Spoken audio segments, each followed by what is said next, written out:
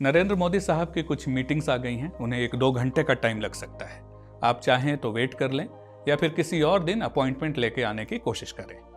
अगर किसी के सामने ये ऑप्शन हो तो कोई बेवकूफ़ ही वेट नहीं करेगा, और ये बेवकूफ़ी मुझसे और मेरे दोस्त से हुई साल 2007 में। आज 18 साल बाद ये कहानी जब मैं याद करता हूँ तो अपनी बेवकूफ़ी पे हंसी तो आती है, लेकिन ये बात भी समझ आती है कि वो क्या बात है जो नरेंद्र मोदी को बाकी सारे नेताओं से अलग बनाती है। This is my Modi story. तो 18 साल पहले जब मेरे सर पे बाल ज्यादा और शरीर पे चर्बी कम थी, तब मैंने और मेरे एक दोस्त को एंटरप्रेन्योरशिप की सूझी।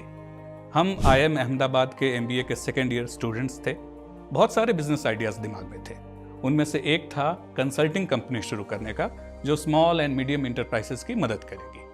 हमारे एक प्रोफेसर ने कहा कि राज्य सरकारें इस तरह के छोटे इकाइयों के लिए कई प्रोग्राम्स चलाती हैं, तो हो सकता है हमें वहां भी कुछ काम मिल जाए। तो हमने सारे राज्य सरकारों को ईमेल लिख डाले कि हम MBA स्टूडेंट्स हैं, कुछ करना चाहते हैं, समाज का भी भला करना चाहते हैं, तो जरा हमारी बात सुन लें। सेंट्रल मिनिस्ट्रीज को भी हमने ऐसे ही ईमेल दे मारे, थोक के भाव, इस आशा में कि कहीं से किसी का कोई जवाब तो आएगा। जवाब आया सिर्फ एक जगह से, गुजरात CMO से। तब नरेंद्र मोदी गुजरात के मुख्यमंत्री थे।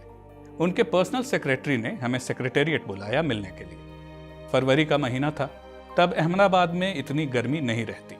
हम एक ऑटो रिक्शा लेकर वहां पहुंच गए कि पैसे भी कम लगेंगे और पसीने से कपड़े खराब होने का डर भी कम रहेगा। 3 लेवल की सिक्योरिटी चेक के बाद हम पहुंच गए चीफ मिनिस्टर के ऑफिस।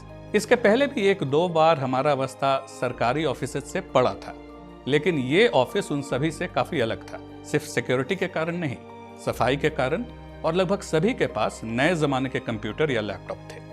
खैर, personal secretary to the CM ने हमें ऑफिस में बिठाया, हालचाल पूछा और फिर बताया कि बॉस यानी नरेंद्र मोदी का उनको साफ संदेश है कि कोई उत्सुक युवा अगर सरकारी कामकाज या पब्लिक पॉलिसी में दिलचस्पी दिखाता है तो उससे जरूर बातचीत हो, और कोशिश हो कि वो खुद यानी नरेंद्र मोदी खुद ऐसे युवाओं से बात कर पाए।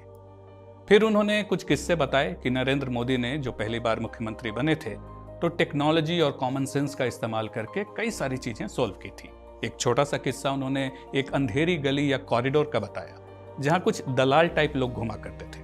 मुख्यमंत्री बनने के बाद नरेंद्र मोदी ने बस वहां CCTV और बड़ी लाइट्स लगा दी, जिसके बाद वहां पे होने वाली दलाली की कोशिशें भी रुक गई। ये तो छोटी बात थी, और भी कई सारी बड़ी चीजें उन्होंने बताई, जिनमें से कुछ तो हमारे पल्ले पड़ी भी नहीं। उन्हें अपना काम भी करना था। उन्होंने हमें फिर कहा कि आप वेट कर लो। फिर उन्हें पता चला कि मुख्यमंत्री विधानसभा में कहीं व्यस्त हो गए हैं। तब उन्होंने हमें वो ऑप्शन दिया जो मैंने आपको शुरू में बोला था कि या तो हम 1-2 घंटे और रुक जाएं या फिर अपॉइंटमेंट लेकर बाद में आए, और हम मूर्खों की तरह निकल लिए। उसके बाद मैं और मेरा दोस्त एक वेबसाइट बनाने में व्यस्त हो गए जिसका नाम था क्रिकेट स्टॉक एक्सचेंज।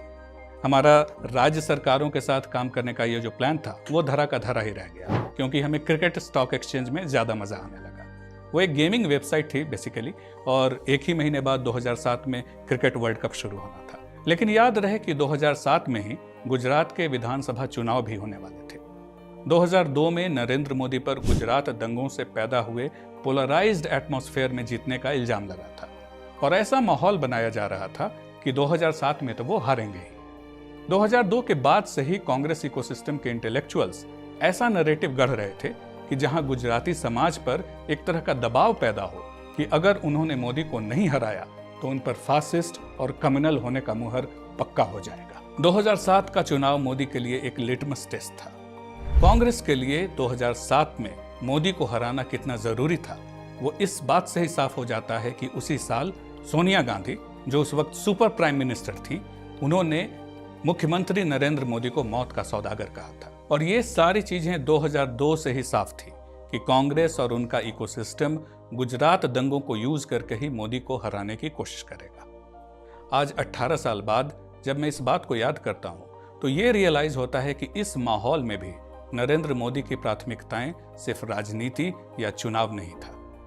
उनके करीबी लोगों का फोकस इस बात पे था कि गवर्नेंस में सरकार के बाहर बैठे लोगों की काबिलियत का वो कैसे इस्तेमाल करें, भले ही वो लोग MBA स्टूडेंट से क्यों ना हो। एक चुनावी साल में नेताओं और सरकारों का फोकस होता है कि अगला चुनाव कैसे जीता जाए, लेकिन नरेंद्र मोदी का फोकस था युवा टैलेंट्स को सरकार के साथ कैसे जोड़ा जाए, और ये जानते हुए भी कि चुनाव हारे तो सरकार तो बदल सकती है और फायदा दूसरी पार्टी ले जा सकती है। और शायद यही सोच है जिससे वो न सिर्फ सरकार ढंग से चला पाते हैं बल्कि चुनाव के बाद चुनाव भी जीतते हैं। और आज 75 साल की उम्र में भी वही फोकस है, वही जज्बा है। So happy birthday mister prime minister, and here is to many more.